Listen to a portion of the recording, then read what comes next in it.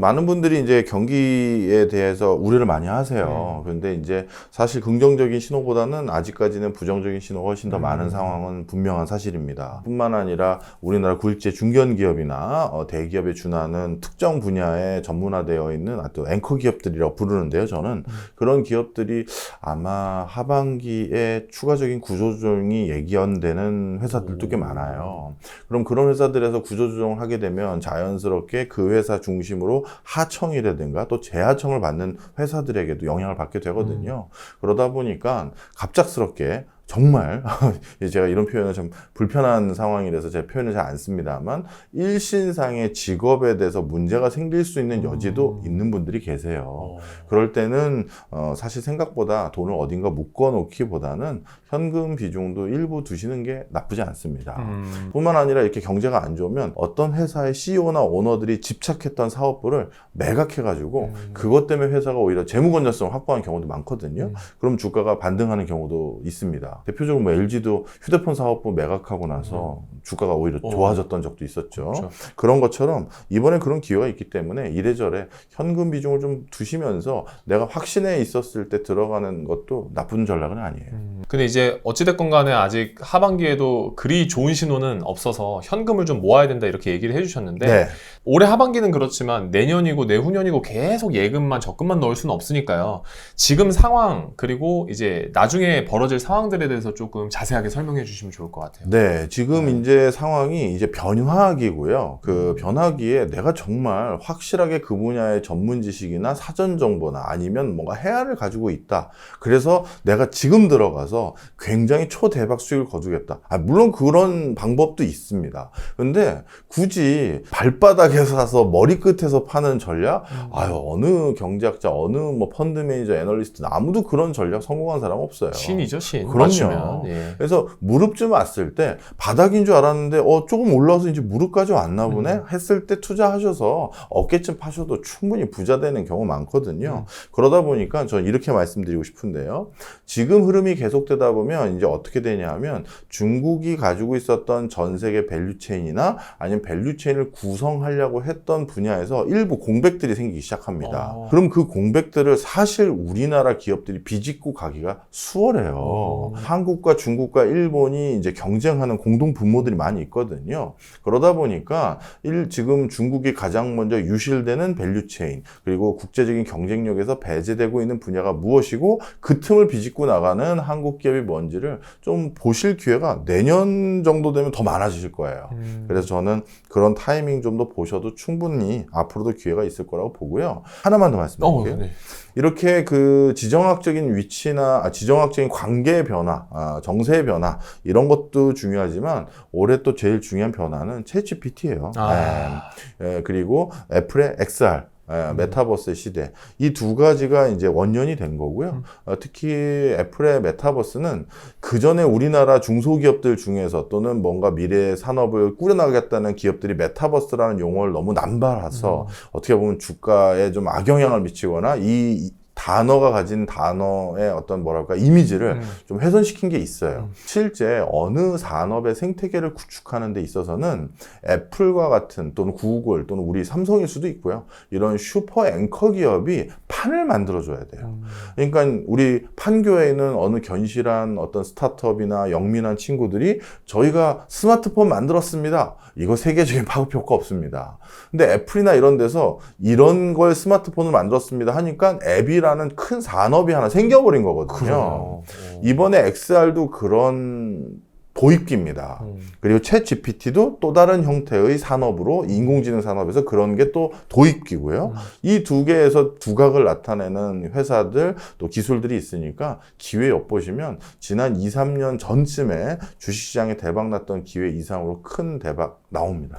교수님 얘기 들으면서 갑자기 궁금해진 거 하나가 아까 일본에서 빈자리가 반도체에서 나와서 그 자리를 우리가 들어갔다. 그러면 중국에서는 어떤 빈자리가 나올 가능성이 있을까요? 저는 전기차랑 2차전지 빈자리 빵빵 나올 수 있어요. 일단 중국이 그동안 자국 기업들을 성장시키는 로드맵은 예전에 우리 한국이 했던 거를 벤치마킹을 많이 했습니다. 우리나라 어떻게 했냐면요. 일단 아직까지 기술 우위가 없고 제품도 조악스러운 걸 만들 수밖에 없는 그런 열악한 위치에 있는 기업들에게 외국 기업을 막아주고 내수 시장을 바탕으로 일단 돈을 벌 수 있게 해줬어요. 외국 제품들 관세 붙이고 통관 절차 복잡하게 하고 그래서 철저히 막은 다음에 야, 이 나라는 니들만 장사할 수 있게 해줄 테니까 어떻게든 물건 만들어서 팔아봐 해서 뭐 트랜지스터, 라디오부터 세탁기, TV, 냉장고 아마 그때 외국산하고 비교하면 말도 안 되는 물건의 품질이었는데 그걸 자꾸 팔게 해주는 거죠.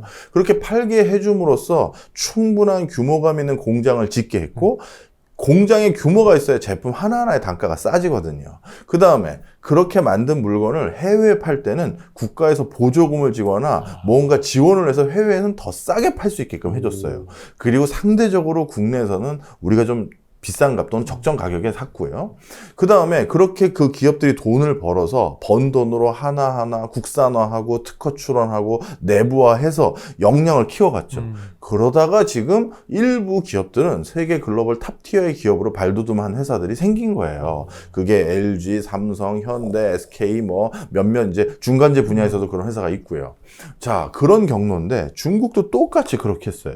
미국이 그것들을 보고 깜짝 놀란 거예요. 대표적인 분야가 태양광입니다. 태양광에 융기실리콘이라는 중국 회사가 있는데 태양광 분야에서 A부터 Z까지 일괄 공정을 모두 완비한 프로세스를 가지고 있는 회사는 그 융기실리콘밖에 없는데 이 회사가 이렇게 태양광 분야에서 독보적인 위치 그리고 모듈마다 시장 점유율은 다르지만 어떤 분야에서는 전 세계 시장 점유율이 90%인데도 있어요. 거의 독점 수준이네요. 맞습니다. 네. 평균 다 따져도 50% 다 넘어요. 네. 그러다 보니까 어떻게 이렇게 된 건데 봤더니 그 중국 내부의 각 지자체들에게 야, 니네 신재생 에너지에 투자해 한 거예요. 그러니까 이 융기실리콘은 중국 내부의 많은 그 지자체를 대상으로 비즈니스를 먼저 할 수 있게 되니까 자연스럽게 엄청난 발주처들이 생긴 거죠. 그러니까 그거에 맞춰서 공장을 굉장히 큰 규모로 지은 거죠. 그러니까 규모의 경제라고 해서 물건을 싸게 만들 수 있었던 거예요. 그걸 바탕으로 해외 수출까지 하니까 해외 기업들이 뭐 가격이 비교가 안 되는 거예요.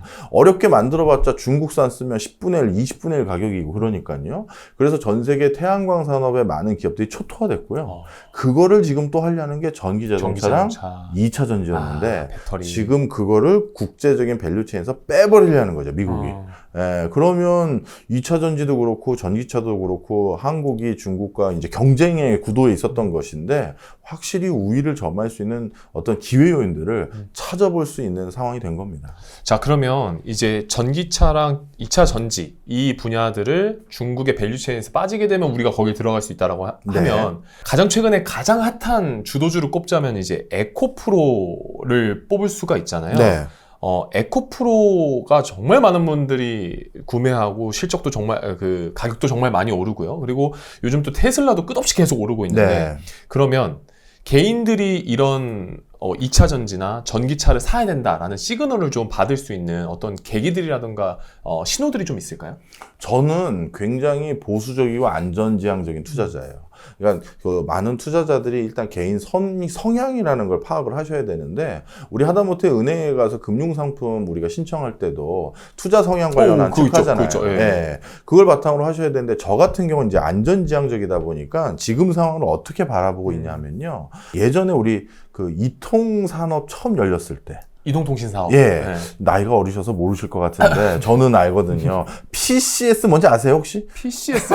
그거 알아요. 이거 맞아요. 이거. 예. 아시네요. 이 정도는 압니다. 그렇군요. 네, 생각보다 좀 먹었어요.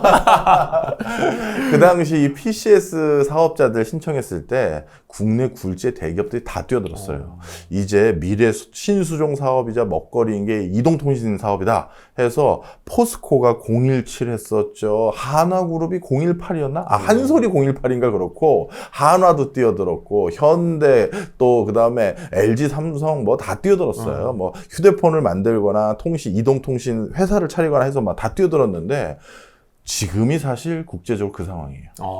2차 전지 돈 낸데 전기차 돈 낸데 싹 다 뛰어들고 있구나. 다 뛰어드는 거예요. 이제 이걸로 우리 먹고 살아보자. 지금이 그 상황이거든요. 자, 그런데 그때 저한테요. 엄청난 증권 분야의 고수들 어떻게 보면 예전에 제가 감히 쳐다도 못 봤던 우리 학과 졸업하고 활동하고 계신 선배들이었죠. 저한테 야 정호야 형이 뭐 하나 찝어줘 막 하면서 막 오셨어요. 어때 너 돈 좀 벌게 해줘? 야 뭐 너 대학교 뭐 과외 알바해가지고 뭐 돈 뭐 몇 있겠냐. 그 푼 돈 그거. 뭐 그러면 내가 딱 뭐 진짜 엄청난 섬신 쓰는 것처럼 찝어줬는데 저 아직도 잊혀지지가 않아요. 뭐 그 형님하고 아직도 연락하는 사이긴 합니다만 포스코를 이통사로 찝어주셨어요. 손절을 안 하신 게 대단하신데요? 뭐 제가 참 이런 인간미가 있습니다. 아, 인간이 있으시네요. 와, 손절을 안 하시다니. 아니, 그 형이 그 당시 뭐 베스트 애널 비슷한 것도 타이틀도 받고 해서 정말 유명한 분이셨는데 학교에 이제 저희 동아리 애들 뭐 모아놓고 이제 여러 가지 가오 잡으시면서 와가지고 했는데 네. 그때 논리는 굉장히 탄탄했어요. 네, 뭐냐면 하면서 쭉 뭐 설명을 다 해줬거든요. 그런데 그 논리를 제가 반박할 수 있는 지식이 없었을 수도 있고요. 아니면 그때는 그 로직이 맞았을 수도 있지만 산업이라는 게 로직만 가지고 됐으면 벌써 떼돈 번 사람 천지죠. 네. 상황이 바뀐 거일 수도 있고 그 포스코의 그 내부 구성원들이 그 분야에 올인 안 했을 수도 있어요. 뭐 전략이 바뀌었을 수도 그렇어요. 있고요. 네, 맞습니다. 자, 그래서 결국 없어졌죠. 저의 과외비도 없어졌어요. 싹 다 날라갔겠네요. 네. 자, 무슨 얘기냐? 지금이 그런 상황이에요. 에코?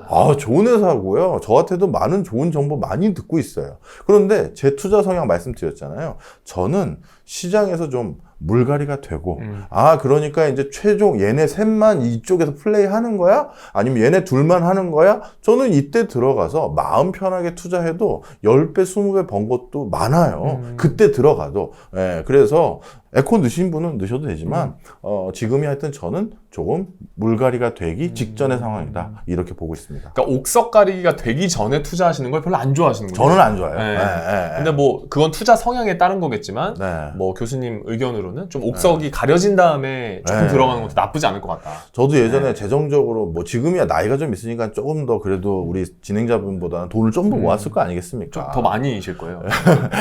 근데 저도 이제 사회 초창기 때 그때 빨리 욕심 내고 싶잖아요. 그럼요, 다 그렇죠. 그리고 저도 엑셀 한번 밟아보고 싶고요, 남자로서. 한번 앞으로 달려 나가고 싶죠. 그렇죠. 예. 그래서 마통을 만들었어요. 저도 한번 만들었었습니다. 예. 그리고 오늘 술 한잔 해야 될 것 같은데. 아니 앞에 소고기 가야겠는데요. 그리고 마통 만들어서 그걸로 질렀죠. 저의 냉철한 분석과 이성과 이걸 다 해가지고 주가가 빠지기 시작하는 거예요. 그때 제가 이제 갑자기 종교에 침체하게 됐죠. 예수 이름으로 하면서. 제발 한 번만 살려주세요. 네, 제가 다시는 이런 무리한 짓을 안 하며 했는데 저 그때 솔직히 유쾌하지 않았어요.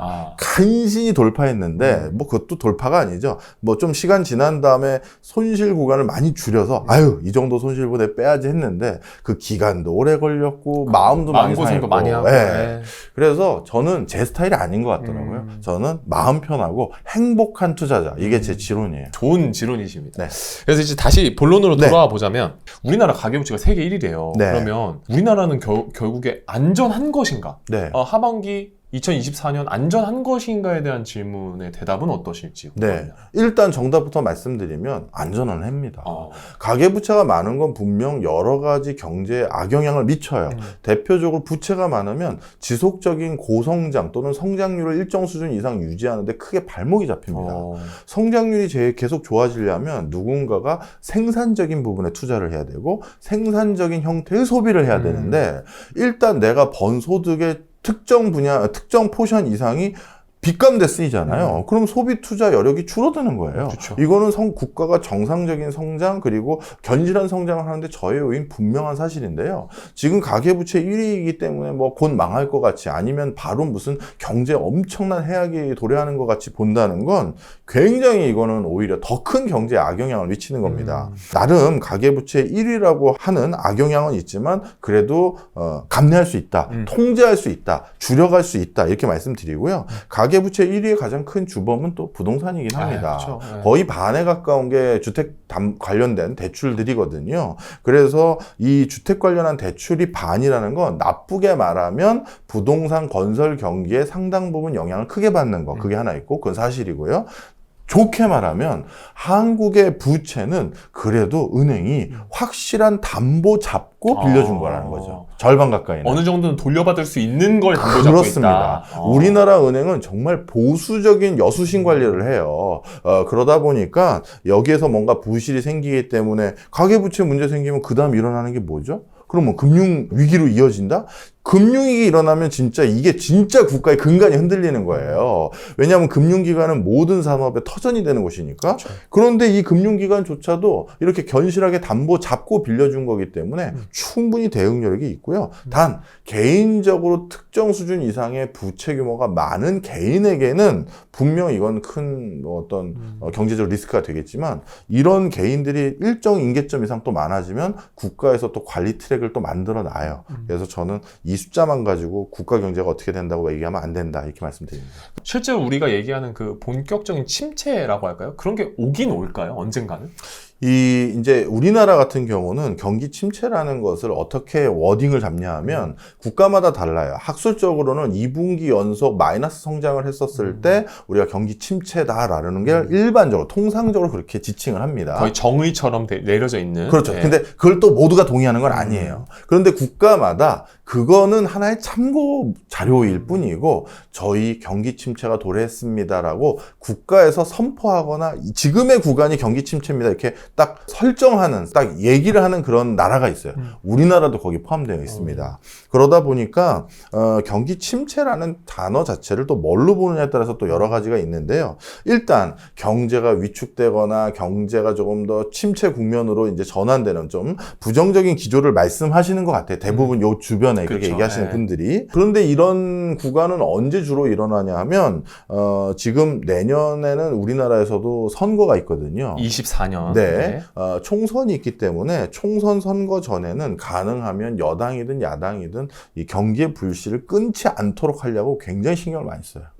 그러다 보니까 선거 전까지는 어떻게든 침체라는 단어는 안 나오게끔 쭉쭉 끌고 가려고 노력을 많이 할 겁니다. 예, 그리고 나서 오히려 선거 끝나고 나면 급한 약을 투여할 이유가 사라졌잖아요. 그렇죠. 예, 네. 그때부터는 이제 본격적으로 좀 뭔가 새로운 변화 국면이 그때부터 나올 것 같아요. 네. 그러면 이때 총선 전까지는 어떻게든 좀 침체를 막기 위한 여러 가지 정책들이 나오다가 그렇죠. 네. 총선이 끝나고 나서부터는 조금 뭐 침체가 온다기보단 그런 정책들의 빈도수나 밀도가 좀 줄어들어서 네. 좀 경기 부양이 좀 덜 되는 경향이 있을 수 있겠다. 뭐 이 정도로 이해하면 될까요? 그렇죠. 그리고 선거 전에는 경기를 부양하거나 경제적인 새로운 리스크가 터졌을 때 이번에 역전세난이라든가 이런 것들 그쵸. 있죠. 이런 게 터졌을 때 선거가 끝나면 국회의원들이 그거를 빨리 처리하는 대응 능력이 속도가 굉장히 느려져요. 사실 그렇지 않아도 상관이 없으니까. 네. 네. 그래서 뭐 역전세난이니 뭐 전세 사기 왕이니 뭐 빌라 사기 왕이니 이런 이슈가 터져도 법안화해서 대책 마련하고 지원책 마련하는데 시간이 꽤 걸리거든요. 근데 선거 전에는 굉장히 빨라요. 지금 엄청 빠르죠. 네, 그리고 굉장히 뭐라고 할까요? 좀 규모도 파격적으로 지원해주고. 지금 그런 시국이거든요. 그러다 보니까 이 악재가 경제적인 리스크로 불거질 수 있는 게 잘 그래도 컨트롤 되고 있어요.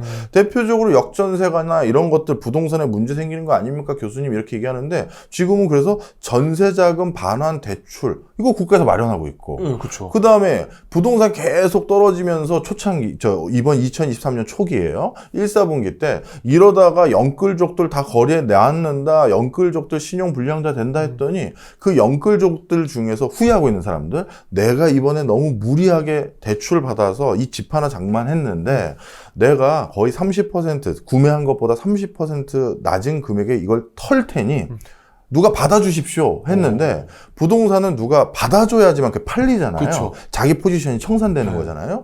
그 받아줄 사람들을 만들어주기 위해서 국가가 특례 보금자리론을 만들어준 거예요.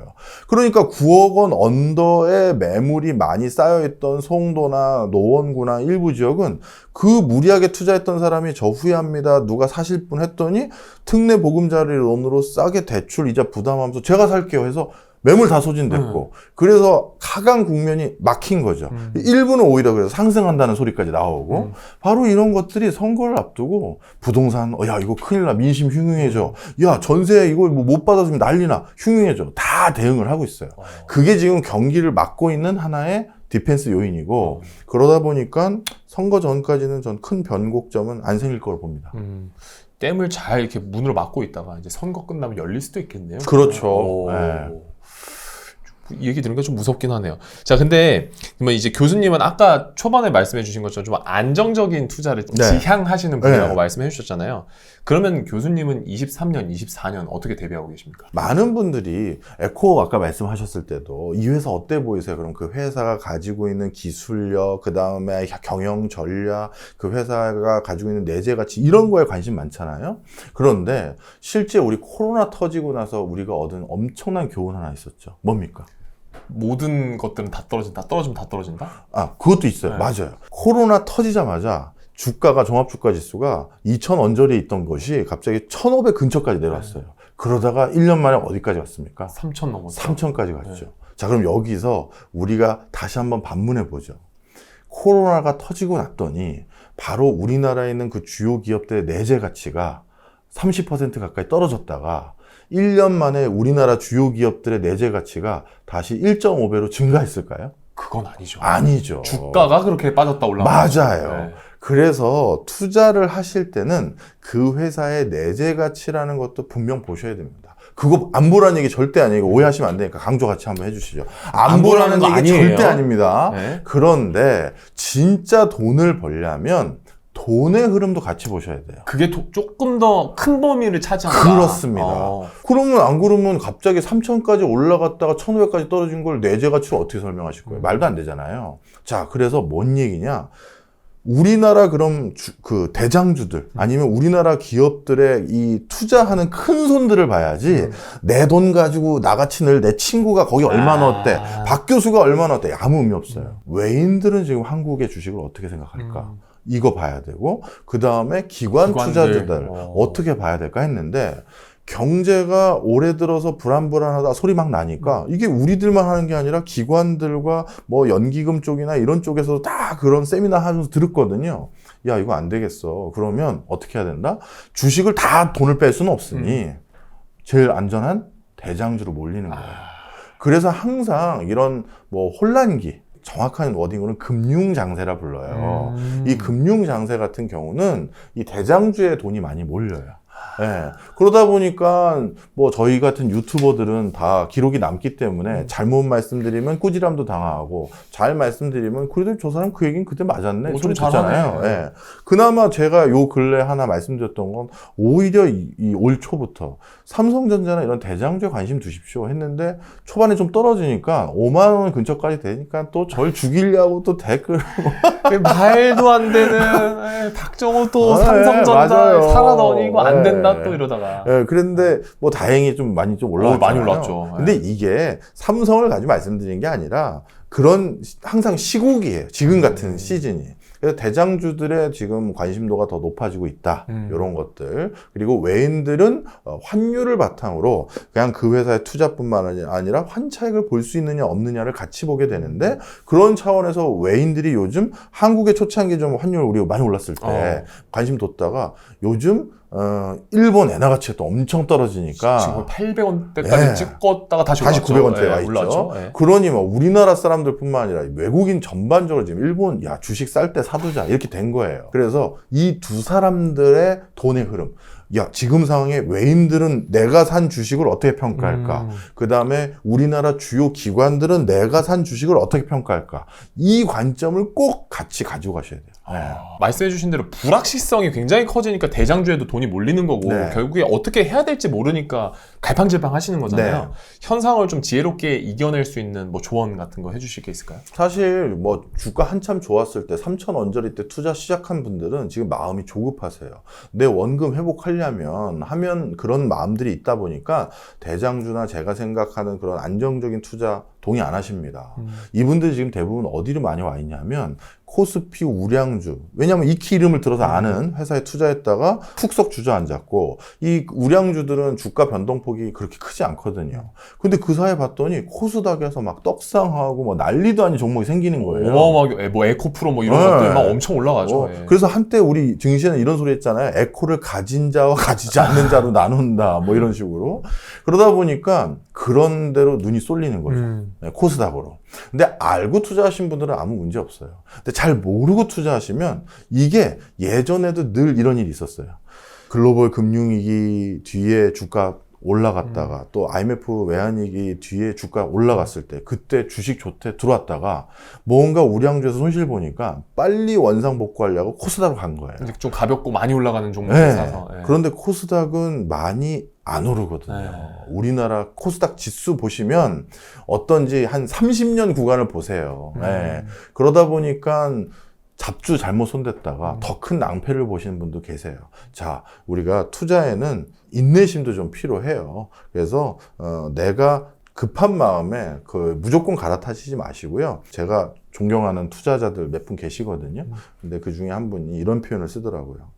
그냥 지금 투자한 포트폴리오를 제끼고 지금 상황이 또 경제는 바뀌었으니까 이 상황에서 내가 그 종잣돈 있는 정도가 이 정도 원래 투자 금액만큼 있다면 어디다가 다시 투자할까를 포트폴리오를 완전히 다시 작성해 보래요. 아, 이거 없다고 치고 없다 네. 치고 그냥 네. 새롭게 아예. 네. 그랬는데 그 새로 작성한 포트폴리오에 내가 전에 사놨던 종목이 없다. 그러면 그게 손실이 어떻게 크든 팔라는 거예요. 그 주식을 들고 있을 이유가 없다라는 거죠. 너무 오래 갈 수도 있고 아니면 안 갈 수도 있으니까. 그렇죠. 그래서 그렇고 만약에 아직도 그 종목이 여기에 써 있다. 그러면 들고 가보자. 뭐 이런 생각을 가질 수도 있다는 겁니다. 참아보자 한번. 네네. 대한민국에서 보면 뭐 부자가 된다 하면 보통 이제 부동산 투자를 해야 된다 이런 얘기를 많이 네. 하시니까 부동산에 대한 얘기 한번 해보겠습니다. 기준금리가 올라갔다 내려갔다 동결됐다 뭐 왔다 갔다 많이 하는데 대표님 같은 경우에는 집값이 금리와 연관이 있다고 생각하세요? 저는 대표적으로 또 그렇지 않다라고 말씀을 많이 드렸다가 요걸 또 대통 먹었던 대표적인 학자로 분류가 되고 있습니다. 자, 그런데 그때도 제가 말씀드렸을 때 이걸 어떻게 설명을 드려야 되나 항상 뭐 라디오나 이런 데는 막 10분, 15분밖에 주어지지가 않으니까요. 근데 운이 좋게도 그 뒤에 우리가 직접 목격했던 증거들이 좀 많이 나왔어요. 대표적으로 제가 그런 얘기를 말씀드렸을 때만 하더라도 기준금리와 부동산 시세가 막 같이 움직였고 그러다 보니까 뭐 좀 많은 분들이 아닌 것 같은데 해주셨거든요. 근데 실제 어떻게 됐느냐? 2, 3월부터 이제 기준금리, 그 당시 한국은행이 기준금리를 한 단계 더 올렸거든요. 그런데 우리가 적용받는 주택담보대출금리 오히려 낮아졌어요. 네. 그러니까 다시 말씀드리지만 기준금리는 우리의 주택담보대출 금리를 결정하는 요소 중에 하나예요. 근데 그 요소가 교수님 이 요소가 지대한 거 아닙니까? 아닙니다. 그러기 때문에 제가 영향이 덜하다는 거예요. 그때도 3월달 기억하시면 기억나실 거예요. 국가에서도 기준금리는 물가 잡기 위해서 올릴 수밖에 없는데 이런 상황에서 서민들의 주택담보대출 금리 부담이 더 커질 것 같구나. 그래서 시중은행을 좀 압박을 했죠. 그래서 너희들이 그동안 예대마진을 많이 벌었으니 많이 벌어먹었으니까 좀 낮춰라 해서 한때 7% 중후반까지 갔던 대출금리가 3% 초반까지 떨어졌잖아요. 우리 기준금리 그 사이에 뭐 낮췄습니까? 아니란 말이에요. 그래서 첫째, 우리 부동산은요. 철저히 첫째도, 둘째도, 셋째도, 넷째도 가장 크게 부동산 시세와 흐름에 영향을 주는 건 정책이에요. 정책. 네. 이 벌써 대출 이자 부담하는 것도 정책적 입김으로 바뀌었죠. 그 다음에 만약에 시중의 대출 이자를 국가가 함부로 이래라 저래라 안 하더라도 또 한 가지 그때는 가치 하나 또 정책으로 제시한 게 있죠. 앞서도 잠깐 말씀드렸던 특례보금자리론. 이 사람들에게는 별도의 트릭으로 저리의 그 대출 이자를 부담할 수 있도록 별도 트릭을 놓은 거예요. 심지어 어떤 적도 있는지 아세요? 2012년도입니다. 2012년도가 어떨 때냐면 이제 글로벌 금융위기 이후 막 부동산 경기가 급격하게 떨어진 거예요. 그랬더니 또 난리가 났죠. 유권자들이. 네. 어떡할 거냐. 빨리 부동산 살려라. 아니면 날 좀 어떻게 해달라 했더니 그때는 어떻게 한 줄 아세요? 주택담보대출 금리를 고정금리로 바꿔줬어요. 와. 그래서 그 당시에는 주택담보대출 중에서 금리가 고정금리를 내는 사람이 40%까지 올랐어요. 낼만 하죠. 그렇죠. 그러니까 변동금리 말고 저 고정금리 하겠습니까? 갈아타게 해줘서 전체 대출 포션 중에서 40%가 고정금리였어요. 국가가 예를 들어서 제가 선동하는 거 아니지만 이제 우리 모르겠고 유권자들이 우리 다 고정금리로 해줘. 그러면 흔들린다. 그러면 기준금리 기조와 상관없이 고정금리가 되는 거예요. 바로 그래서 기준금리는 부동산 흐름에 큰 요인이 아닙니다. 오히려 기준금리보다는 실제 시중은행이 나라 정책에 어떻게 반응하는지가 오히려 그렇죠. 집값에 훨씬 더 많은 영향을 끼칠 수 맞습니다. 있겠네요. 그리고 시중은행 말고 국가가 주택금융공사 등을 통해서 직접 하는 론 상품들, 이건 또 얼마의 펀딩으로 얼마까지 해줄 건지 이런 것들이 훨씬 더 큰 영향을 미쳐요. 그러면 집값을 움직이는 게 보통 정책, 그럼 네. 그 다음 다른 것들은 또 뭐가 있어요? 집값에 가장 큰 영향을 주는 다른 것들. 예. 그 다음에 우리가, 물론 이제 수요하고 공급이라고 크게 나누잖아요. 네. 근데 이제 수요를 따지면 수요에 영향을 주는 요소가 딱 10가지 정도 됩니다. 10가지요? 예, 우리나라를 비롯해서 전 세계 논문들을 다 살펴보면 부동산을 살지 말지를 결정하는 수요 요인에 한 10가지가 들어가는데요. 일단 그 중에 오늘 방금 얘기했던 금리 들어가고요. 그 다음에 인플레 상황도 들어가고요. 그 다음에 그 건물 자체에 대한 예를 들어서 물건, 그러니까 입지. 그 다음에 건물 자체 컨디션. 네. 그러니까 건물이 새 건지 흠 건지 뭐 그거. 그 다음에 또 인구수. 그 다음에 일자리. 그 다음에 가구수. 뭐, 그 다음에 제일 중요한 거. 지금 이 뭐 쭉 한 8개 정도 나열했죠, 지금? 예, 마지막이 제일 중요한데요. 가수요예요. 가수요. 예. 가짜 수요인가요? 그렇습니다. 가짜 수요. 네. 이 가수요라는 건데요. 이 가수요가 단기간에 부동산 시세를 급증시키거나 급락시키는 요인이 이 가수예요. 나머지 인구 숫자, 가구 숫자, 일자리 변화, 건물의 노후화 정도, 입지, 인플레, 금리 생각보다 다 천천히 움직여요. 그래서 우리가 주식 투자와 부동산 투자는 결이 다른 게, 죄송하지만 진행자님은 지금 살고 계신 집에 얼마나 살고 계세요? 지금 1년 10개월째 살고 있습니다. 혼자 나와서 혼자 사시는군요. 예, 혼자 사십니다. 그 전에 부모님하고 사신 적 있죠? 예, 있습니다. 그때는 그 집에서 몇 년 사셨어요? 거의 그 집에서 한 15년 정도, 20년 정도 살았죠. 네. 우리 작가님 같은 경우, PD님 같은 경우는 부모님하고 사신 집이 몇 년 사셨어요? 2년. 2년이요. 그 전에는 얼마나 사셨어요? 그전에도 한 3년?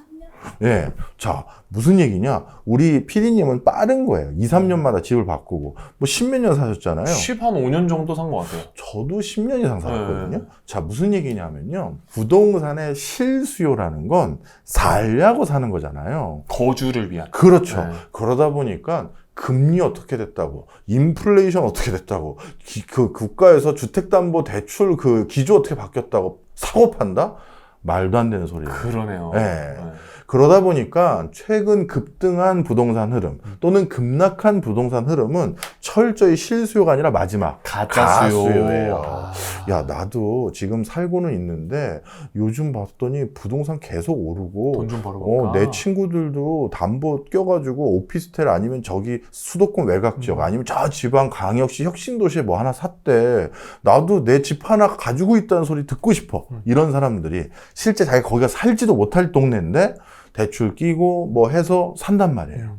그런 움직임이 너도 나도 하니까 단기간에 막 2배, 뭐 50% 오르는 거예요. 심리가 막 바뀌기 시작하니까. 그렇죠. 부동산이 단기간에 급등한 건 가수요. 반대로 꺼지는 것도 가수예요. 이런 수요들. 그러면 제일 크게 영향을 주는 요소가 뭐냐? 나머지 거는 묵직하게 움직여서요. 몇 년 동안 10% 올렸습니다. 몇 년 동안 5% 올랐습니다. 그런데 그 5%, 10% 올라간 거 물가 상승률 추계에 준했을 때 조금 더 오르거나 그거에 맞춰 오르거나 그 정도 수준이에요. 이례적인 변화는 무조건 가수요입니다. 그러면 이제 우리가 여기서 답을 하나 줘야겠죠. 교수님, 가수요를 그럼 분석해 주십시오. 아, 이게 정말 어려워요. 쉽지 않을 것 같아요. 그래서 저를 비롯해서 모든 이런 거 공부하시는 분들이 부동산 진단을 할 때 사실 그렇게 100% 확신 가지고 얘기하는 사람 거의 없고 한 5, 60%만 가지고 얘기하는 게 가수요를 뭔지를 소팅하기가 쉽지가 않아요. 이게 혼재돼 있거든. 그렇죠. 실수요로 살다가도 내 마음이 가수요로 바뀌기도 하고 원래는 가수로 사놨는데 그 집이 훅 꺼졌어. 그럼 야, 그냥 우리 들어가 살자. 실수요로 그 수요가 바뀌어버려요. 그러니까 이 가수요도 정확하게 우리가 디파인하기도 정의 내리기도 쉽지가 않고 그런 상황이니 당연히 가수요가 얼마치인지 분석하기도 쉽지가 않죠. 근데 확실한 건 최근 급등했다가 고꾸라진 다음에 마음에 상처 입은 분들이 많아요. 많아요. 예, 그리고 실질적으로 그걸 감내할 수 있는 담대한 그 어떤 야수의 심장, 이걸 가지신 분들도 이제 줄어들었어요. 우리 음마아파트 기사 보고 다 깜짝 놀랐잖아요. 27억짜리 아파트를 대출을 24억을 받아서 그러니까요. 파탄단 말이에요. 야수예요. 야수예요. 이런 몬스터들이 없어졌어요. 예. 그러다 보니까 당분간 부동산이 저는 이제 노른자위 중심으로 다시 올라갈 거라고 보는데 그 올라가는 기조가 옛날에 비해서는 굉장히 천천히 완만하게 올라갈 거예요. 다른 지역도 앞으로 변화상이 옛날 우리가 한 4, 5년 전에 봤던 막 이렇게 부동산이 떡상을 한다든가 이런 일은 없을 것이다. 예, 가수요가 당분간 살기는 좀 쉽지 않아 보이네요. 예. 이 가수요가 이렇게 중요한지는 또 교수님 얘기 듣고 처음 하네. 가수요를 알 수 있는 방법은 딱 한 개밖에 없겠네요. 부동산을 살 수 있는 모든 사람들의 지금 사고 싶은지 안 사고 싶은지를 파악할 수 있지 않는 이상 이 가수요는 파악할 수가 없겠네요. 그렇죠. 그리고 사람 마음이 가수와 실수요가 막 혼재되기도 하고, 예, 하여튼 그래요. 예. 자, 그러면 지금 이제 저는 집이 없는 무주택자거든요. 네. 전 전셋집에 혼자 살고 있고, 혹은 집 한 채 갖고 있는 분들이 거의 대부분 저희 채널을 보아 주시는데, 그럼 그분들은 2023년, 24년 어떻게 보내야 될까요? 무주택자부터. 네. 자, 제가 이건 계속 강조하는 겁니다. 우리나라는 부동산 정책에 있어서 집을 가진 사람을 전과자처럼 취급해요. 좀 안 좋게 좀 그렇게 보는 경향이 있죠. 뭔지 아시죠? 네. 모든 우리나라에서 부동산 지원책은 무주택자들을 포커스하고 있어요. 그런데 그 무주택자라는 국가에서 모든 혜택을 다 주게끔 해놓은 그 프리미엄을 내가 스스로 버려서 뭔가 변두리에 이상한 오피스텔이나 뭐 아파트나 빌라 하나 샀다. 그럼 그 프리미엄을 내가 버리고 이걸 사서 그 프리미엄보다 더 많은 수익을 올려야지만 제대로 된 투자죠. 그렇죠. 그러니까 함부로 집을 사는 건 아니에요, 원래. 원래는. 그리고 이제 결혼도 하시고 또 이제 자녀들까지 주면 이제 우선순위까지 더 생기고 그리고 분양시장은 또 그냥 매매시장보다 국가에서 훨씬 더 혜택들이 더 많이 있거든요. 그러다 보니까 기회를 신중하게 활용하셨으면 좋겠다. 무주택자 분들은 저는 그 논조를 계속 말씀을 드려요. 그러니까 잘못 선택하면 기회비용이 너무 클 수 있으니. 그렇죠. 그러니까 최대한 정말 신중하게 옥석을 가려서 딱 한 채를 노리시는 방법. 네. 그러면 1주택자들은 어떻게 해야 돼요? 1주택자 분들 같은 경우는 이제는 이제 저한테 이런 질문 하실 때마다 제가 그렇게 듣거든요. 교수님, 요즘 부동산 어때요? 이게 저는 교수님, 오늘 지구 날씨 어때요? 이런 질문으로 들려요. 너무 큰 범위군요. 그렇죠.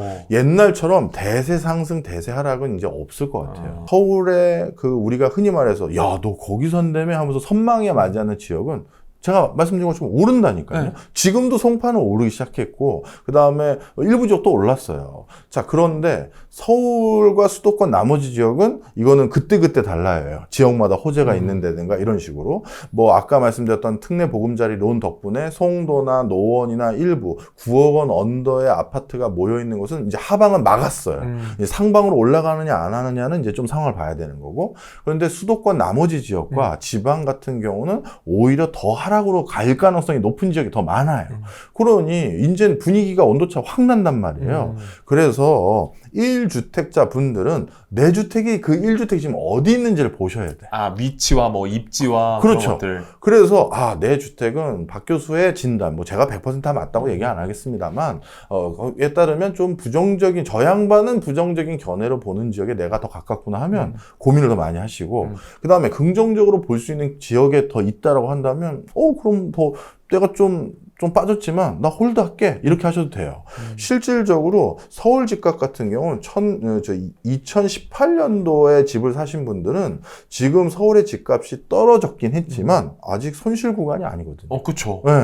그래서 그때 사신 분들은 굳이 아직 손실 구간도 아니니 너무 조급증 내시지 말고 기다려보는 거예요. 기다리면서 신중한 판단을 하셔라. 그렇게 말씀드립니다. 결국에 서울 내에서도 입지에 따라서 여러 가지 사항들에 따라서 집값이 다 달라질 수 있는 거다, 이렇게 얘기를 해주시는데, 그러면 앞으로 이제 시간이 계속 지남에 따라서 양극화라고 하죠. 좋은 데는 계속 올라가고 나쁜 데는 계속 떨어지고, 이런 것들이 좀 더 심해질까요? 심해지죠. 그런 과정에서 굳이 무주택자분들이나 소규모 금액으로 1주택을 장만하려는, 1주택인데 갈아타시려는 분들에게 권하고 싶은 것은 우리가 부동산은 평판 효과라는 게 있어요. 아까 우리 10개 중에 안 적었네요. 예, 평판이라는 게 있어요. 예. 예를 들어서 우리 진행자님이 갑자기 댁이 어디세요? 물어봤는데 저 압구정 현대사입니다. 그러면 제가 갑자기 당황스럽죠. 약간 이제 자세가 좀 바뀌겠죠. 자세도 바뀌고 친구가? 아니 혹시 아버님이 조남이 아버님이 한다든가 뭐 하시는? 뭐 하시는 특히 혼자 산다 자가로 그러면 이제 특히 뭐 좀 이제 분위기가 달라지죠. 뭐 제가 막 이렇게 털어드리고 불편하진 않으세요? 예. 게스트로서 결례한 거 없는지 뭐 하면서 농담이고요. 하여튼 그래서 그만큼 어느 동네 사느냐가 사실 좀 설명을 많이 하잖아요. 자, 그런데 그 평판 때문에 옥석이 잘 눈에 가려지거나 선입견이 형성된 적이 있어요. 바로 마포의 레미안, 푸르지오 이쪽. 마레프. 네. 원래 이 마포의 마레프 지역은요, 사대문 안 그리고 사대문 인근에서 최초로 대규모 재개발 재건축이 된 단지였어요. 그 전에는 그렇게 서울 한복판에 대규모 재개발 재건축 된 적이 없어요. 그래서 초창기 어떤 일이 생겼느냐, 세상에 그 마포 마레프가 미분양이었어요. 이야, 그 마레프가. 네. 왜? 그 당시 거기 아파트 지어졌을 때 제 주변 친구들도, 저희가 그때 이제 사회 초년생 시절이었거든요. 뭐라고 했냐면, 야, 그 동네 후진 동네잖아. 야, 공덕, 애호계, 그 뭐냐? 거기 또 한참 달동네로 올라갔거든요, 옛날에. 거기 진짜 옛날에는 빨간색 빌라촌들이었어요. 그게 다 헐어지고, 이제 그 마르프가 생긴 건데, 야, 나 하려고 했던 여친한테 거기 살자고 하면 나 욕먹어. 뭐 이런 소리를 들었던데. 지금이랑 아예 다르네. 다르죠. 그런데 그 평판이 바뀌어버렸잖아요. 그래서 지금 거기 미분양이었었다고 말씀드리면 깜짝 놀라실 거예요. 대장이 돼버렸잖아요. 그렇죠. 그 지역에. 자, 여기서 중요한 힌트가 있죠. 지금도 서울 한복판 어딘가에는 그런 구시가지들이 있어요. 있네요. 우리가 지금 거주를 할 때, 아니면 지금 살고 계신 집에서 제일 불편한 게 뭡니까? 직주 원거리죠. 뭐 이건 뭐 진짜 산 넘고 물 건너서 직장에 온단 말이에요. 1시간 반, 2시간씩 걸려가지고. 그렇습니다. 그러면 서울 한복판에 살고 싶은 사람들의 니즈는 더욱더 높고요. 뿐만 아니라 서울이라는 이 물리적인 공간은 확장시킬 수가 없어요. 확장한 건 서울이 아니죠. 그건 신도시인 거죠. 경기도죠. 그래서 서울은 조금 달리 표현하면, 이게 좀 위화감이 들 수도 있지만, 어찌 말하면 한정판 명품 같은 거예요. 그래서 이런 곳에 어딘가가 재개발이 되면, 거기 옛날 되게 후진 동네인데 그 인식 싹 없어집니다. 그래서 그런 곳의 기회들을 찾으셔야 돼요. 그 편견과 선입견 때문에 선뜻 손 안 뻗치는 분들이 계시거든요. 그때 저평가됐을 때 딱 잡으시면 그 뒤에는 마용성 같은 또 하나의 어떤 동네가 생기겠죠. 실제 그래서 재밌는 에피소드가 있어요. 서대문구에 있는 뭐 아파트인데, 이쪽 아파트 이름이 서대문구인가 마포구인가 이름은 정확히 위치는 헷갈리는데, 그 아파트명 앞에 신촌 뭐뭐 아파트 이렇게 돼 있어요. 신촌 뭐뭐 아파트인데 실제 행정구역이 서대문구가 아니라 마포구예요. 그래서 신촌자를 빼고 아파트명을 바꿨어요. 마포로. 야, 요즘 근데 그런 거 진짜 많잖아요. 많아요. 이런 추세로 가면요, 나중에 아파트 브랜드명이 어떻게 되는지 아시죠?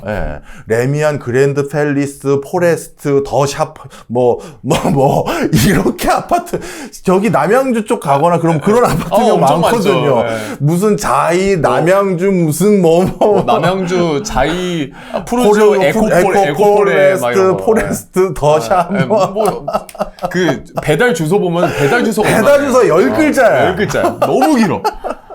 뭐 그런 우스갯소리로. 우스갯소리입니다. 그 동네 좋은 동네입니다. 오해하면 안 되죠. 남양주 왕숙 있잖아요. 왕숙. 근데 이제 이런 얘기를 교수님이랑 나누다 보니까 뭐 저희가 우스갯소리로 여러 가지 얘기를 나눴지만, 사실 이 어떤 지역에 사는 게 내 평판이 되고 어떤 지역에 사는 게 이게 평판으로 이어진다는 게 사실 교수님이 생각하시기엔 어떤지 좀 그게 궁금하거든요. 이게 참 불편한데 미국이나 외국이 더 그런 게 많아요. 베버리 힐스 이런. 그렇죠. 예를 들어 이런 거죠. 이거 실제 저도 그걸 누구의 제 아는 지인 가지고 말씀드리면 와닿지가 않으시니까 박진영 가지고 얘기를 해볼게요. 가수 박진영. JYP. JYP가 이제 미국 진출 원더걸스랑 처음 이제 나갔을 때 그때 이제 큰 메이저 레이블 그 레코드사를 찾아갔을 거 아니겠습니까? 같이 협업을 해보자. 근데 생면부지에 뭐 동양인이 와서 내가 뭐 한국에서 뭐 좀 뭘 하는데 내가 아시안 소울이다. 아무도 모르죠. 그래서 좀 뭘 같이 해보자 하면 얘 말을 어디까지 믿어야 되고 또 얘 캐파가 어디까지 모르잖아요.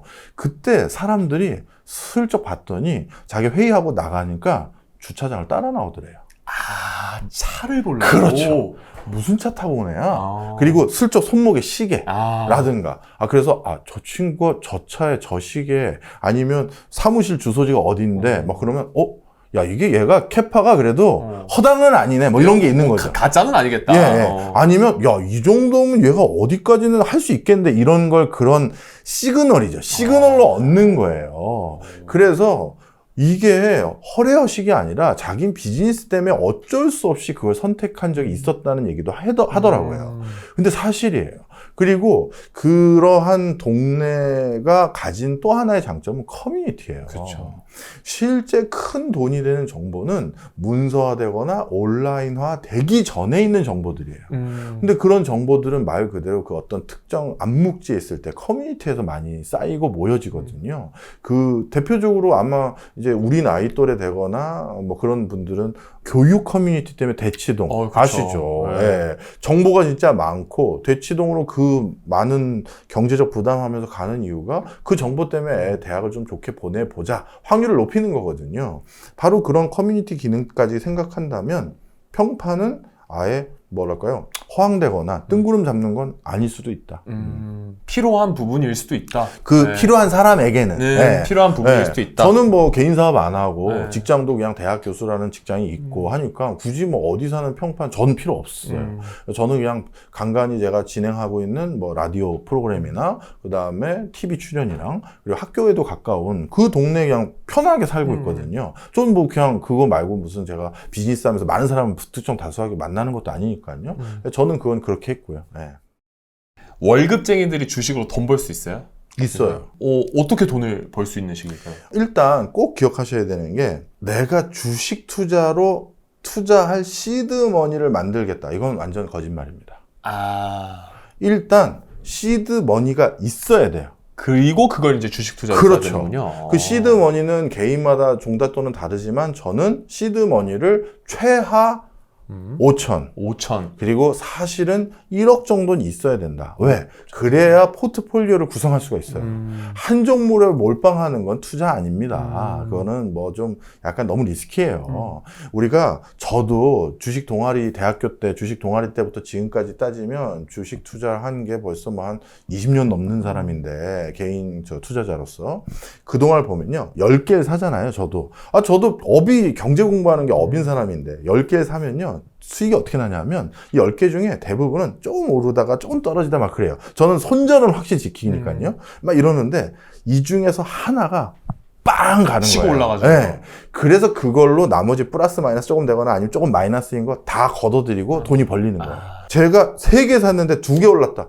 그럼 제가 이 자리에 안 왔죠. 너무 좋죠. 아니면 월부 샀죠. 여기 기업 사버리죠. 네, 그냥 샀죠. 뭐. 제가 대표님이라고 불렀겠죠. 얼마야 이거 막 그랬겠죠. 제가 대표님이라고 불렀겠죠. 근데 그게 아니고 그 대부분 10개를 사면 하나 정도가 빵 터지는 거예요. 잘 샀을 때. 그래서 야, 나 이번에 벌었다 이렇게 되는 거거든요. 그럼 10개 포트를 의미 있게 내가 사고 싶은 종목으로 구성하려면 1억 원 있어야겠죠. 자, 그래서 그런 종잣돈 시드머니가 충분히 생기기 전에는 조금만 감내를 하셔야 된다. 좀 먹을 거 안 먹고 입을 거 안 입고 아니면 진짜 대리를 뛰든 뭐 투잡을 하든 해보세요. 그럼요. 네. 저도 저도 사회생활 초년기 때 했던 투잡이 신문 칼럼 쓰는 거였어요. 네. 그래서 그 당시 한국경제신문에 칼럼 많이 썼는데 그게 제 시드머니의 일종의 조금 저게 됐어요. 하여튼 어떤 형태든 저도 이제 할 줄 아는 게 이렇게 뭐 공부한 거밖에 없으니까 그걸로 이제 모아서 이제 그 다음 투자를 한 거지. 그리고 조금 이제 무리수를 줬던 이제 저도 시행착오를 한 거죠. 그러다가 좀 운 좋게 성과가 난 거야. 그러니까 역시 왔다. 나는 재능이 있었어.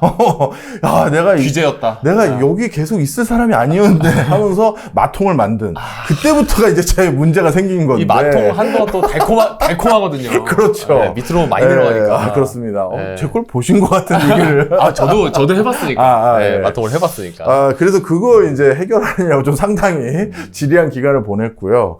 그래서 가능하면 이제 대출은 꼭 너무 많이 끼지 마. 대출도 분명 받아야 되는 건 분명히 있습니다. 레버리지도 필요하죠. 필요해요. 네. 그렇지만 무리해서는 안 되고 또 감내할 수 있는 범주 안에서 해야 되고 그 다음 됐다. 그러면 그 다음엔 뭘 하셔야 되냐면요. 남에게 의존하지 마시고요. 내가 지금 직장인을 말씀하신 거니까 종사하고 있는 분야에서 답을 찾으셔야 돼요. 주변에서 돈 버는 사람 누굽니까 해서 제가 어느 제약회사 영업직에 계신 분을 말씀드렸어요. 그분은 내가 아는 주변에서 주식 투자로 참 알토란 같이 적지 않은 돈 번 사람이다. 어떻게 벌었냐? 자기도 주식 투자로 뭔가 좀 집도 사고 뭐 해보고 싶어서 많이 했는데 잘 안 됐어요. 근데 어느 날 가만히 봤더니 자기도 제약회사 영업사원으로서 은행이나 이런 데 영업하러 다니잖아요. 그럴 때마다 그냥 빈손으로 가긴 그러니까 뭐 부담되지 않게끔 바카스 한 통 사가지고 뭐 수가동사님 아니면 뭐 과장님 저희 이거 났습니다 하면서 이렇게 인사드리러 갔는데 어느 순간 그 사가지고 가는 드링크가 바뀐 거야. 비타오백으로. 그렇죠. 근데 광동제약으로 바뀌었어. 그렇죠. 야. 그래서 이거 이제 이걸로 다 사네. 이건가? 그래서 딱 봤더니 주가가 아직 반영이 안 된 거죠. 왜냐면 이 사람 매번 사가는 사람이니까 그걸 빨리 봤을 거 아니에요. 광동 사야겠다. 흐름이 바뀌었네. 병원에도 보니까 병원 근처에 뭐 편의점에서 그냥 환자분 병문안 갈 때 그 병문안 온 사람들이 다 그것도 사가고. 그래서 그때쯤 광동 주가 보세요. 지금은 좀 떨어졌지만 지금 에코야. 지금 에코. 지금의 거의 에코처럼. 네, 그 당시는 광동을 가진 사람과 가지지 않는 사람으로 주식시장을 나눴던 적도 있어요. 유광동과 무광동으로. 그렇죠. 네, 그렇게 주변에서 충분히 기회들이 보여요. 괜히 뭐 이상한 거 자꾸 손대지 마시고 아는 분야에서 충분히 기회가 있다. 이제 몇 년 전 상황을 얘기해 주신 걸 거 아니에요. 코로나 즈음 됐었을 때는 진짜 소위 말해서 뭐 넣으면 막 50%, 100% 그냥 쉽게 이렇게 갔는데 요즘은 이제 사실 지지부진하잖아요. 맞아요. 요즘은 왜 그럴까요? 원래 주식이 이런 겁니다. 그러니까 단기간에 우리가 1,500에서 3,000을 가는 걸 보니까 뭐 이게 무슨 선물 오셔처럼 주식을 생각하시는 분들이 있는데 주식은 원래 묵직하게 움직여요. 이게 정상적인 주식판이에요. 원래 이렇게 움직이는 것이고 그러다가 에코처럼 아니면 이런 몇 개 종목들이 크게 움직이는 거죠. 그래서 내가 아까 말씀드렸던 10개 종목 중에서 에코는 너무 또 이례적인 거고 그걸 비교하면 그것도 아니네요. 이것도 제가 과한 표현을 한 것 같고요. 이걸 가진 이런 10개 종목 중에 이번에는 내가 산 삼성이 5만 원에서 몇 개월 만에 7만 원 올랐어. 이 정도면 이제 빵 터졌다라고 하시는 거예요. 그냥 에코 같은 거 또 없어. 이거 찾으시면 크게 낭패봐요. 이제 그럼 또 이제 골로 가는 거예요. 이제 그런 건 나오기가 쉽지 않으니까. 없어요. 네, 그런 거 없어요. 그게 아웃라이어예요. 네, 그렇게 생각하시면 좋습니다. 그러면 이제 예를 들면 제가 1억이 있다고 쳤을 때 이제 주식시장에 들어오고는 싶은데 막 2024년에 경기 안 좋다고 하고 그래서 주식을 넣을까 말까 고민하시는 분들이 되게 많을 것 같은데 그럼에도 1억이 모였다. 그럼 들어가야 됩니까? 예, 저것도 말씀드리면 이것도 꼭 지키셔야 돼요. 살 때 분할 매수, 팔 때 분할 매도. 그리고 살 때 1억 있으니까 1억을 포트폴리오를 다 짜버리세요. 그러면 안 돼요. 포트에는 현금 비중이라는 것도 일부 있어야 돼요. 하다못해 물이라도 타야 되잖아. 그럼요. 야, 내가 생각한 게 내가 무릎이라고 생각했는데 이게 허리였었네. 더 내려갔네. 그럼 좀 타야죠. 물 안 타본 투자자 있어요? 거짓말이에요. 그거 진짜 거짓말이에요. 제가 아는 뭐 투자자들 중에서는 진짜 뭐 물 잘 타서 성과 낸 사람도 있어요. 물론 뭐 권하는 방법은 아닙니다만 하여튼 그래서 현금 비중도 일부 놓으셔야 되고 분할 매수, 분할 매도 하셔야 되고 1억의 종잣돈이 그래서 제가 또 1억을 얘기한 건데 1억의 종잣돈이 있기 때문에 1억을 다 넣으라는 얘기가 아닌 거예요. 현금이 일부 있어야 또 대응을 할 수가 있다 보니 그래서 1억 정도 있어야 되고 이건 사람마다 이제 다르지만 포트를 어떻게 구성하느냐에 따라 다르지만 뭐 1억 정도 있으면 5천에서 7천 정도 이제 포트 짜셔도 충분합니다. 저는 한 30% 현금 비중을 항상 둬요. 그건 뭐 투자 성향에 따라 달라지는 거니까. 그것도 말씀드리겠다. 제 원칙 때문에 제가 가장 큰 이득을 봤었던 시점이 코로나예요. 안전지향적인 이것 때문에. 저는 항상 주식 투자는 평생 하고 있거든요. 또 공부 때문에 또 해야지만 또 계속 업데이트를 하잖아요. 그런데 갑자기 아무도 예측하지 못한 코로나 터진 거예요. 저도 포트를 다 짜놨을 거 아니겠습니까? 지금은 저도 나이가 있으니까 금액이 더 커졌을 거고요. 나름 포트를 짜줬는데 세상에 종합주가지수 2000선에서 제가 있었던 그 종목들이 쭉쭉 빠지는 거죠. 소위 말해서 꼬라박았죠. 꼬라박았어요. 1500 아니고 한 1700쯤 됐을 때 그 제가 가졌던 현금으로 물을 탄 거죠. 그래서 너무 짜졌다. 제 포트는 거의 종합주가지수를 비교를 하면 1800에서 1740쯤까지 와 있던 거예요. 1500 왔을 때. 이미 물이 타져 있었으니까. 타졌으니까. 그리고 나서 이제 딱 올라갈 때 그때 이제 저도 수익을 거뒀던 거죠. 이게 현금 비중의 중요함이에요. 그러네요.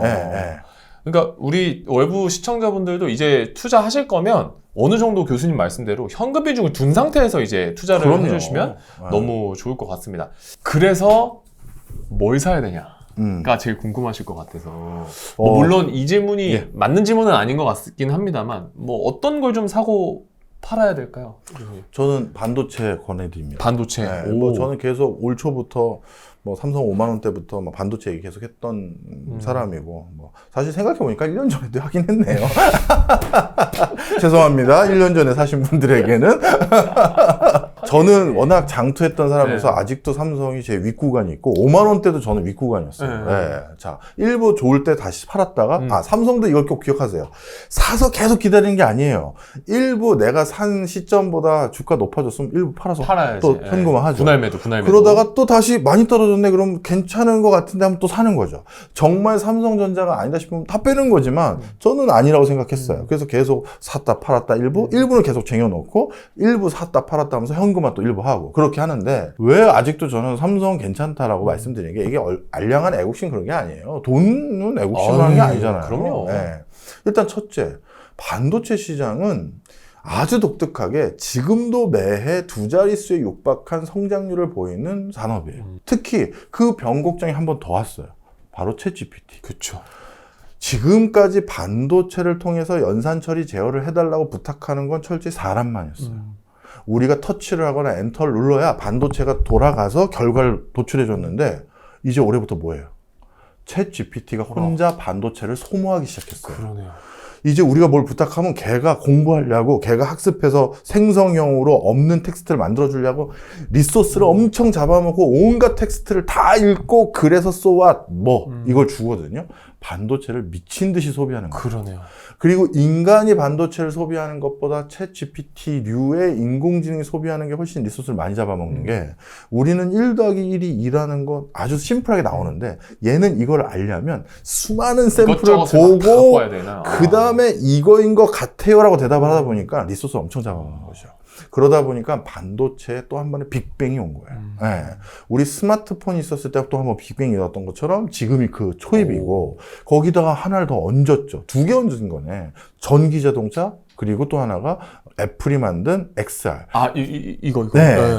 이게 애플의 그 아이폰이 국내에 들어오는 순간 삼성이 갤럭시 내고 저 LG가 그 당시 뭐죠? 옵티머스인가 뭐 이거 내면서 난리가 났었거든요. 스마트폰 시장에 전쟁이 일어났었죠. 삼성도 조만간 AR 기기라고 해야 될지 VR이라고 할지 XR이라고 할지 모르겠습니다만 준비하고 있고요. 그 다음에 벌써 특허를 몇 년 동안 얼마나 많이 출연해놨는데요. 그 다음에 구글하고 MS는 B2B 형식으로 스마트 글라스 유의 제품들을 계속 런칭해 보려고 하고 있고 그 다음에 메타는 제일 먼저 했잖아요. 오큘러스로. 그렇죠. 그러다 보니까 이 새로운 또 판이 또 생기고 있어요. 그거에 또 엄청난 또 반도체들이 또 들어가는 거죠. 바로 이런 또 빅뱅이 있으니까 반도체는 기존 시장만 가지고 얘기하시면 안 되고요. 하나 더 있어요. 전 세계에 지금은 인터넷을 못 사용하고 있는 인류가 한 25명 가까이 있어요. 아직도. 이게 뭐 오지에 사는 사람들. 네. 그런 사람들 이제 뭐 스타링크나 이런 것들 이제 또 보편화되기 시작하면서 다시 이 인터넷을 소모하는 계층으로 포함되거든요. 그러면 다 휴대폰, 뭐 또 그 밖에 다양한 디바이스 그러네요. 다 필요하잖아요. 그래서 이것도 반도체 시장이 더 커지는 거예요. 그러니까 지금 삼성을 TSMC와 지금 시장으로 누가 더 많이 뺏기느냐 이런 제한된 구닥다리 시장으로 보지 마시고 시장도 작고 커지고 있다. 있고. 그걸 꼭 기억하셨으면 좋겠습니다. 그러면 단적으로 지금 삼성전자, SK하이닉스 갖고 계신 분들은 굳이 뭐 떨어낼 필요는 없겠네요. 좀 갖고 있는 것도 나쁘지 않겠네요. 저는 뭐 배당도 많이 주더라고요. 나쁘지 않았어요. 그래서 좀 보유하고 계셔도 크게 문제 없을 것 네. 같다. 교수님은 이제 아까도 말씀해 주셨지만 업 때문이기도 하고 전공 때문이시기도 하고 계속 이제 주식에 대해서 공부도 하시고 여러 가지 경제 공부도 많이 하시잖아요. 근데 주변에 보면 그때 포스코를 추천해 준 형님은 돈을 못 보셨겠지만 돈을 진짜 버는 사람과 못 버는 사람의 결정적인 차이점이 있다면 어떤 게 있던가요? 슈퍼개미다라고 하면서 뭐 유튜브에 나오신 분들 말고요. 네. 뭐 그냥 주변에 실제로 투자를 좀 잘하시는 분들. 네. 네. 뭐 그런 분들 보면 이 투자는 불로소득이다라는 생각이 안 들어요. 우리가 투자로 나 돈 좀 벌었잖아 일하는 거 말고 그런 분은 실제 로또를 사도 됐을 거예요. 투자로 해서 돈을 잘 벌거나 또는 방어 잘하는, 그러니까 수비를 잘해야 언제든 다시 기회가 오는 거잖아요. 그런 분들은 이게 그냥 무슨 증권사 직원처럼 굉장히 그 공부도 많이 하고 연구도 많이 하고 고민도 많이 해요. 부동산도 마찬가지예요. 부동산 잘 사는 누님들, 주로 누님들이 많이 사시니까 만나보면 사기 전에 내가 살려고 관심 있는 그 부동산 입지를 보러 임장을 20번 이상 가요. 와, 똑같은 단지를. 예. 대신 시간 달리해서 가고 요일 달리해서 가고 와. 위치 앞으로 봤다가 메인 입구 쪽에서 봤다가 뒤로 보고 직접 출퇴근하는 시간대 일부러 가서 출근을 같이 해보는 거예요. 이야. 그 마을버스 배차 시간은 어떻게 되는지, 지하철역에서는 어떤 상황인지 이런 거 보고, 그리고 유치원 차 왔을 때 유치원 차 쫓아가요. 그럼 그 유치원의 만족도는 어떻고 내부, 이게 다 중요한 요소잖아요. 그렇죠. 그래서 그 정도를 해야 역시 돈을 벌더라고요. 그러면 거의 이제 소위 말해서 투자를 해서 돈을 벌어가지고 내가 소득을 올려 하시는 분들은 회사를 다니시는 분들이 거의 하는 노력만큼 혹은 그 이상을 투자해야 투자로 돈을 벌 수 있다 이거군요. 뭐 쉽게 얘기해서 불로소득이라는 생각이 안 생길 거예요. 내 너무 투자를 힘들다. 본 게. 그냥 딱 보고 뉴스 몇 번 보고 유튜브 몇 번 보고 이거 괜찮은 것 같은데? 박 교수도 뭐 저 사람도 아주 헛소리 하는 사람 같지는 않고 야 이거 좀 사자. 그렇게 해서 돈을 벌었다. 그분은 로또를 사도 돈을 벌어요. 저는 월부 시청자분들 중에서 월급쟁이지만 부자인 분들이 많이 나왔으면 좋겠어요. 어느 순간인가 우리가 자꾸 뭐 의기소침해진다? 꿈이 없어진다? 이러잖아요.